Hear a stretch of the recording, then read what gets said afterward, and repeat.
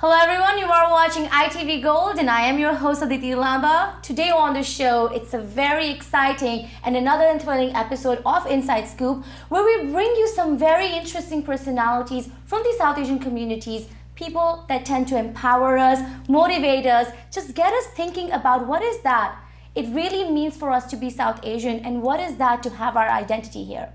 On the show today, for me it's very exciting to have two very strong South Asian women. Women who seem to truly inspire me and empower me. Women who are doing some very strong work towards South Asian women and their recognition. On the show today, we have writer and actress from a new play which is going to play at Broadway. It's called Intrusion. We have with us Ms. Qurrat, Kadwani. And with us, we also have a co-producer for the play. With us, we have from Sakhi, the new executive director, Ms. Kavita Mehra. These two women are here to talk to us about this beautiful play that talks a lot about what it means to be a South Asian woman and what are some of those things that are impacting the women right now. So let's get into the Inside Scoop and see what these women have to say. Thank you so much for being with us on ITV Gold. Thank you so much, Aditi, for having me. Thank you for having us. Ladies, it's truly an honor to sometimes, talk to women about issues that have impacted many other women that I might know that I associate with, also women from our community. At times when we talk about certain issues that we will be discussing in the show today, these are often these taboo topics that even when I was growing up in the South Asian community, I had many questions about and they were just never answered. So just starting this off, Intrusion, it talks a lot about South Asian women. Both of you are a huge part of it. You on the production side, Kavita, and you, the writer of the show and the actor of the show. So just starting this interview off, Qurrat, tell us about Intrusion and why is it so important for South Asian women to watch it? Absolutely, Aditi. I was inspired in 2012 by the fatal gang rape of Jyoti Singh in New Delhi. I became obsessed with this story, why it happened, and why it made international news. After researching the topic, I realized that sexual violence against women is a global problem. It doesn't only affect women in India, it affects women all over the world. After doing my research, I realized that America is on the top 10 offender list. And I realized that I really wanted to explore the psychology behind why it's happening so that we can stop it from happening, so that we can be better in the future. So Intrusion is set 20 years in the future when rape has been eradicated, but then one person comes forward. So we see how this one event is an intrusion on different sectors of our society. So I play 8 characters in 1 hour off Broadway at the St. Luke's Theater on 46th Street and 8th Avenue in Manhattan. The characters are a psychologist, a politician, a school child, a professor, a journalist, and many more to help us understand why this problem is happening, why we're unable to do anything about it, and what we can do about it. I really want my audiences to come out of the show being really intellectually challenged so that we can say, one, how have we been perpetuating this? Right. And 2, what can we actually do in terms of education, in terms of bridging the gap between gender inequality, and also who we put into power? Who are our politicians today? Right. Are they sexual offenders themselves? What policies are they making to make life better for women and for all survivors of sexual violence? Viewers, we are here talking about this growing problem that South Asian women face, which is domestic and sexual violence, something that has often been tabooed and not talked enough about for the women. And hence, when we have plays like these, or when we get organizations like Sakhi that we were talking to, they really bring forth those facts that perhaps our audiences and our community doesn't want to talk about. I really want to take this forward, taking off of what you just said, Qurrat, and address Kavita. This has been something that we have often heard about, talked about, something, especially in the last few years with a lot of movements, women are coming out about. But for our viewers, according to you, what is the condition of South Asian women when you do look at the topics of domestic and sexual violence? Yeah, that's a great question. And firstly, we're incredibly proud to be partnering with Qurrat on this play and working with her on Intrusion. I mean, we believe that this is such an important conversation to bring to our community, but also into the national landscape. For the last nearly 30 years, Sakhi for South Asian Women has been advocating and fighting for gender equity and justice, primarily in the South Asian community here in New York City. And what we're known for is our work really about addressing domestic violence in our community. But over the last few years, our work has manifested to also include a program specifically focused on sexual violence against women. And we need to be able to address this level of inequity in our community as well. And it's a complicated issue. It's another form of power and control in which women's bodies are once again used as forms of control. And it's a very uncomfortable topic for our community, but something that we need to rally around and we need to be able to address. Just talking about the topic of sexual violence in South Asian women and bringing it back to Intrusion. When I was reading about the play, the synopsis, it said that you played 8 different characters. There are a variety of topics that are being talked about in there, but a lot of it is to break that stigma and address the fact that this and the ideology and the conservatism that affects the whole concept of sexual assault or domestic violence needs to be addressed. When you talk about the play and when you wrote the play, Qurrat, what was that thought process and what has to be addressed according to you in this whole situation? When I was researching the show, there were so many things that blew my mind that I didn't know about, and I knew I had to put that in the show. I thought to myself, if I don't know anything about this, that means so many people probably don't know it either. Starting from what constitutes sexual assault, sexual violence. My reporter character talks about the many different types of rape. I think we shy away from even using the word rape. It has a very negative connotation, and we know it's ugly and dirty, and we don't even want to say that. But let's think about all the different ways in our own lives that we've seen it, whether it's been on TV or film, our own cultural films, our own cultural TVs, and I'm talking globally, not just the Indian culture, but many different cultures. So we have marital rape, which was just made illegal in this century. We have child rape, we have statutory rape, we have rape that affects the LGBTQ community. We have many different types of rape, and I think that once people understand that, realize that, we can actually say, is this happening to me? Is this happening to people in my community? What can I do to stop it? And I want to give people hope with this play.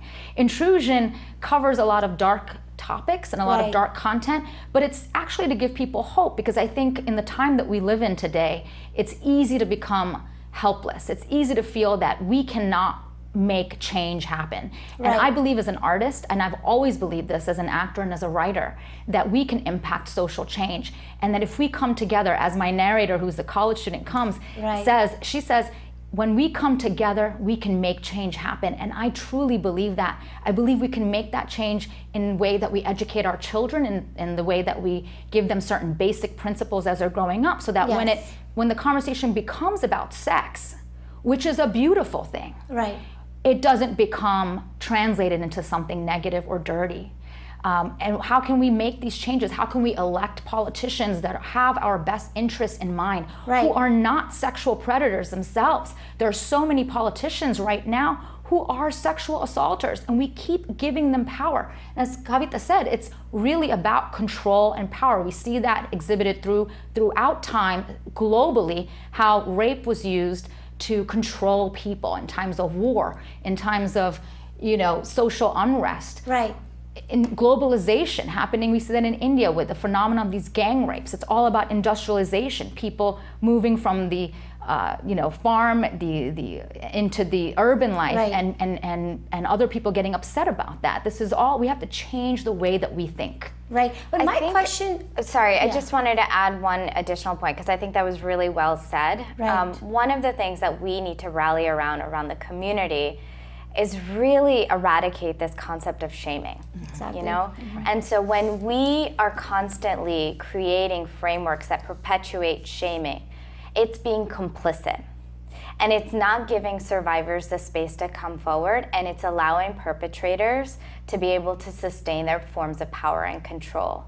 Artistic expression is one mechanism in which we can eradicate forms of shaming in our community. But that's just one way. We have the opportunity every single day in our family lives, in our friendship circles, to really create supportive spaces that doesn't shame a survivor, because oftentimes we feel really uncomfortable about what their experience is like. And if we can take a step beyond that emotion, right, and support survivors and say that what happened to them is not right, and that they have the right to live with dignity and justice, and they can fight for equity. right, That is what we need to do for our community. Exactly. My narrator character says, thoughts and prayers aren't enough. right. We need to do something about this. We can't just internally say, oh yeah, this is a problem. We have to find the ways in which to make social change happen. And so I try to do that with the show. Yeah. But of course, there are so many ways that we can get involved. So that's why I really hope that people come out to sort of understand the ways that we can do that. But ladies, when we are talking about this, this concept, and I'm so glad you did bring up the fact that, shaming is a huge issue with our community, that really prevents survivors from coming forward, or even some even realizing that they have the capacity to, get through with it. My question to both of you ladies in this aspect is, what is the actual problem that prohibits us from this shaming?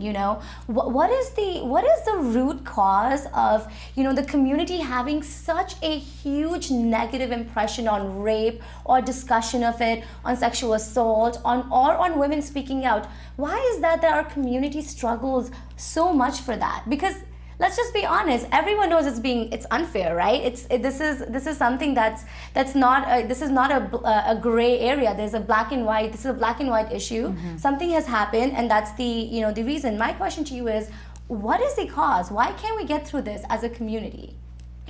That's a great question. It's a complicated question, right? And I think we don't recognize the epidemic that is in the South Asian community. So 1 in every 4 women in the United States experience domestic violence or sexual violence. 2 in every 5 South Asian women experience domestic violence or sexual violence. And so we do have an epidemic, but we're really uncomfortable addressing the issue. I think that we also don't recognize how we as individuals have agency and power, and that we can make a choice to not be complicit. And what does that look like? That requires us to really question ways and traditions that we have been inherently brought up with. In the South Asian community, this concept of duty is integral to how we were raised, right? It is your duty to respect your elders. It is your duty to do certain things, right? And when you reinforce that, it's a way of also allowing someone to be complicit in particular forms of behavior. Right? And so we need to really pause and say, what are the ways and values and traditions that are using as guides, right, that are essentially being complicit of larger social structures that are impacting women, girls, and young children, right? And how are we not creating agency for those people? Absolutely, I agree. Well said. I think that across cultures, across countries, globally, as I keep trying to focus on, that this is a global phenomenon. The US is not excused in this conversation at all. There are warehouses that exist with untested rape kits. We have so many problems that are associated with this issue that prevent us from going forward. But my personal opinion in all of this is that, right, as was just explained, we have lots of cultural behavior that's tied into women and how we view women, and this conversation about gender equality. Women get paid less than men. Women are valued less than men. Women's words, we just got the right to vote, things like that. When we see how change has occurred throughout time, we've seen how women have always been put down and not valued as much as men. We see that right now in politics. We see how politicians address female politicians. We see how, politicians who are trying to create change are stopped all of a sudden, even though what they're trying to do is very, very positive. So once we try to change the way that we think, and this is really important because change happens slowly sometimes, and change happens in different ways, through art, through theater, which in the beginning of time was created so that the masses could come together and talk about a social injustice. We talk about theater in India from the beginning. That's what was happening. We can just plant the seed of thought, which can change the world. Right. And that's what I've been seeing when I've been touring Intrusion all over the country with college students. By the way, 1 out of 4 college students will be sexually assaulted. 90% of campus rapes go unreported, even though hundreds of students file Title IX complaints, which basically say that they had a sexual assault incident. All of these students love the show because they know that they have power, they have agency, they have a voice Right. that can be heard, and people will do something about it if we are loud enough. If we don't bow down and say, right, nobody cares about us. That is not true. We're here to say people do care. We're here. We care, and we're going to yell it out as loud as we can so that we can create this change. I just read a stat that was written here on my notes. It says 1 in 6 women has survived, attempted, or completed sexual assault here in the U.S. 1 out of 6 women. Yeah. I mean, we live in a very complicated moment right now. I mean, we cannot just not sort of tackle that on its head. And so for survivors to come forward, you know, not only is it that they're experiencing their forms of trauma through their daily experiences, but the socio-political moment that we're in is not conducive to the survivor experience. And specifically for immigrant communities, Right. which are currently under attack right now, you know, there is reinforced forms of trauma that are happening that are being complicit by, you know, the state. And we need to recognize that. You know, where the community can step up right now is where we need the community the most.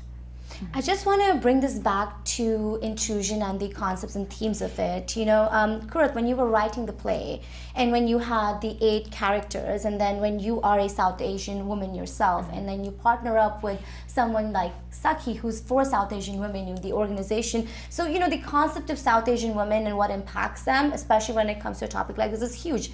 When you're drafting something like that, how much responsibility do you think it takes to be a South Asian and write something like that? Talk to me about your own experience drafting this out. And for both of you, how has this experience been doing a play like this? Because it cannot be easy, right? Because you are talking about a lot of personal details in it as well, you know, impacting communities. So what do you have to say? Well, it is very difficult to be an ethnic female actress, especially to be a South Asian female actress.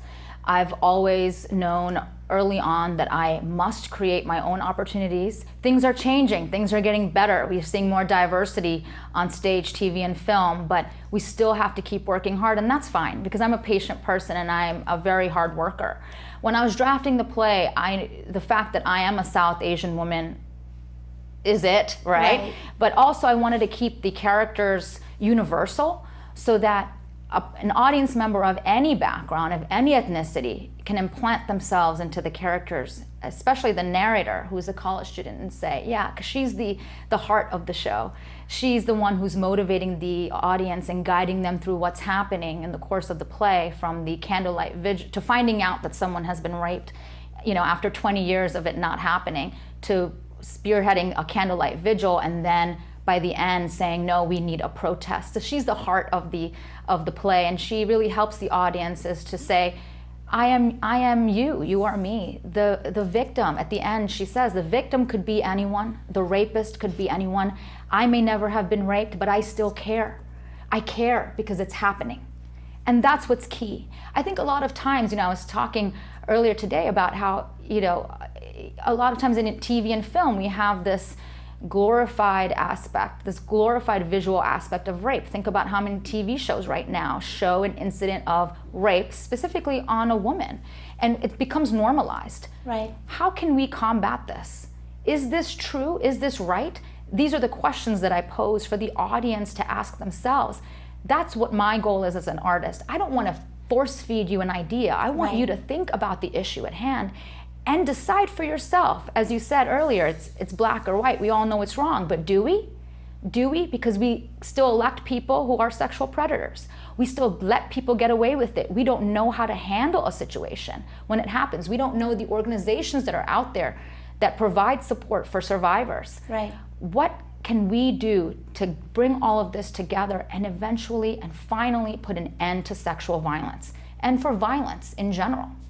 But that's a very, very long way, because I see us in 2018, and while we're discussing this, you know, just recently, just from India, you know, we've heard some very tragic rape incidents, the ones that happen in Chennai or the one that come from the north region of India, as well as so many cases you hear even in the US. When you look at all of this and you're seeing this culture exist and continue and honestly sometimes get gruesome with years, how do we really combat that? And does that make sense to you, ladies, that we are in 2018 and we're still talking about gender equality, still talking about the fact that rape is tabooed? Do you see a solution out of this in any near future? Absolutely, I do. I believe in change, and I believe it's possible. I believe that people can see the truth and decide to make change happen. I believe that just as easily as we can vote people in power who are sexual predators, we can vote them out. I believe that, but audiences and the general public has to believe it too. We have to stop feeling helpless. We are not helpless. We control ratings. We control what shows are on TV. We control what movies are being played and being made. We control who runs networks. We control so many things. We control this epidemic, this huge global problem, and we can make that change. So I believe that it can happen. I don't know how long it would take. Right. I have some personal ideas based on the research that I did. Actually, a stat that I found that was very interesting was that it's actually better for economies to eradicate rape. Statistically and economically speaking, it costs Canada over $4 billion annually to deal with sexual assault in terms of programs and all types of things that they have to do to deal with that problem. I'm sure it costs America just the same amount. The issue is that we politicians would have to put money into the problem in order for it to go away, and people never want to put money into something like this right away. Is the establishment and the administration a huge part of what you think needs to be taken a look at in order to make that change? Absolutely. It's who's running the country. It's who's making laws. It's who's making policy. It's who's deciding which organizations get funding. Right. It's deciding which programs should deem support. It's everything. And it just trickles down from there. Yeah, I mean, violence against women and girls is a global epidemic. It is 1 in every 3 women and girls experience some form of violence in their lifetime globally. Right? 1 in 3. 1 in 3. It is a global epidemic, and it is the greatest public health issue as it relates to women and girls across the globe. I think what we really need to examine is how we're creating and perpetuating power structures. There is a reckoning that's happening right now. There have been social movements vis-a-vis the Me Too movement and the Time's Up movement that have really been calls to action around perpetuating and dismantling forms of power. But if we're thinking about that at the microscopic level, we need to see that happening at the ground for smaller organizations, for smaller institutions, and creating spaces where there's equity, right? And we don't have that yet. We need to think about how we're not really perpetuating forms of power and hierarchical structures, right, versus forms of really thinking about where we stand right now and perpetuating the status quo. So I think, yes, it's a lot of what Qurrat had just said, but I think it's also thinking about, we can't create and sustain the systems that we already have. Right. Kavita, I have to ask you a question. To the scared women, to ones that might be watching you on ITV Gold or hearing about, what sexual assault is and how certain women feel about it. Yeah. What can you tell that scared South Asian woman? It is not your fault. It is not your fault, and you deserve to live with equity and justice and dignity and without violence in any form. It is not your fault. And you can find support services so you choose or when you are ready. You can visit our website, which is safe, www.saki.org, or you can call our helpline, 212-714-9153, between the hours of 10 a.m. and 5 p.m. You can also, if you're in immediate danger, call 911. Call 911, and you can find support services right away. Qurrat, as someone who's a South Asian American actress, someone who represents her culture very proudly in a lot of the work that you've done, for these South Asian women, just young women who are listening to you, how, according to you, should they mobilize and engage to help these women? That's a great question. I think about this question often. What can I do as an individual? And I think back to 2012 when I went to that candlelight vigil, because I felt strongly about what had happened, and I felt somehow connected to Jyoti. And I felt this deep pain for her, and I felt so sad that she had gone through what she had gone through and what millions of women go through. I went to this candlelight vigil and I was so moved by everybody who was there. We held up this candle in solidarity and said that we would strive to, in our own ways, in whatever way that might be, just try to promote social change and try to make this change, try to spread the word that we have power. You know, to all the survivors out there, that's what I would say. I would say you have power, you have a voice. When I travel and perform for college students, that's what I tell them too. Never let anyone tell you that your voice isn't important, because your voice is important. What you have to say is important, and always believe that what you have to say can change the world. It takes one person to do that, and I really believe that it's possible. Kavita, just taking off of that, if you were to not appeal but to share your views or experiences with the general South Asian population, especially with women, just young South Asian women, what would you like for them to help you with? Someone who runs an organization like Sakhi, what would Sakhi need help with from all these women that are there all around us? I think right now we need our community more than ever. We are facing a moment where the Violence Against Women Act is up for renewal, and we're facing challenges around that, and that is happening in 2018, right? We have had policy decisions that are directly impacting the survivors that we serve, and also immigrant communities at large. We need support. We need to mobilize our community. We need to also create spaces in universities across the city and across the country. We need their power, we need their voice, and so please come to Sakhi. And how important do you think it is for, you know, institutions like Sakhi and then a place such as Intrusion to collaborate? I think this would be a great way for us to sort of come towards the conclusion of our show. You know, you have two very South Asian strong women right now sitting in front of me who have collaborated for one topic. And obviously this really helps bring forth, you know, more awareness and more conversations on it. How important do you think this collaboration has been for the two of you? And then what can we see in the future, you know, for both of you in whatever perspectives we're looking at in empowering the women? For me, it's crucial, and that's why I'm so thrilled to have this collaboration. I think of it almost as a grassroots operation, what I'm doing here, because no one really wants to talk about sexual violence or rape, you know, and so I'm trying to get the word out to everyone to say, come and let's fix this problem. So to have Sakhi be a part of this conversation with me, to help me get that word out and to really support my creativity in this, in terms of being a writer and an actress, to come on as with the strength of the organization and say, let's come together, let's show our power collectively to those who need it. And also it's for the general public as well, the audiences who feel, well, this isn't really a part of my life. You know, I'm not really a part of this conversation. I don't rape anybody. I'm a good person, but hey, this show is for you too. Because we all have a part to play. We're all people who live in this society, aren't we? Right. Don't we have a responsibility to make it better for someone else? If your life is so great, I'm happy for you. But what about that person whose life isn't great? You can do something about that. You can make it better for someone else.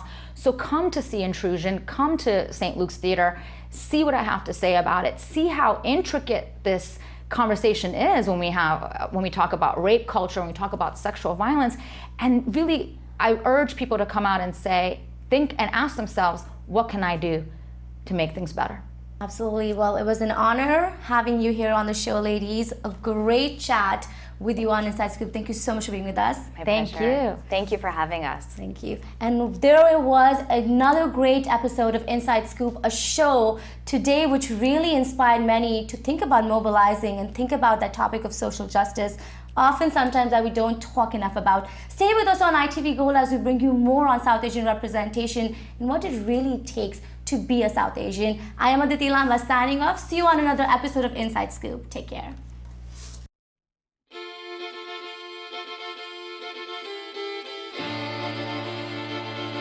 So I followed her in. I watched her go to the nurse's station. I stayed still to listen, and I heard her whisper, rape. I don't know if you know what's happened, but for the last 20 years, no woman or girl has been sexually assaulted or raped. Stay with us as we cover every aspect of this rape resurrection. We had date rape, gang rape, marital rape, child rape, statutory rape, LGBTQ community rape, stranger rape, workplace rape.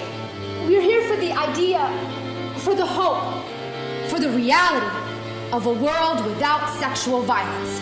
We left school late one day and she cornered me in between lockers in a hidden room. Started touching me. She smelled like rubber on a pencil. I didn't like it. Ever happened to you? I am writing a book with a major publisher about the psychology of rape and how we were able to eradicate it. Let's get to the social reasons for rape. Sex as commodity, developmental learning, rape as gender-based hate crime, rape as control. Have you seen the news this morning? More rapes. More women have reported being raped this year. Thoughts and prayers aren't enough. We need a protest. What an inconvenience, though. All of this happening in an election year? It was just a matter of time before all this started happening again. Recorded sexual assault in American politics goes back to 1776. Rape! Attack! We won't go back! We're marching for justice. We won't go back to a world filled with rape. We won't go back to a world filled with silence about rape. I have been chosen as the leader of the 3rd grade class to relate the lesson that we learned today, because I'm an excellent public speaker. No matter if you're a boy or a girl or gender fluid, if someone says no, they mean no. If someone says stop, then you have to stop.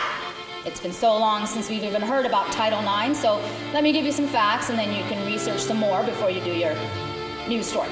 The Office of Civil Rights sent a 19-page document to colleges known as the Dear Colleague Letter. 90% of campus rapes go unreported. From the Greek plays to Game of Thrones, rape was everywhere. Lesson number 1, it's all about consent. To all of you, I want you to be unafraid. I want you to speak up. I want you to mobilize. I want you to march on.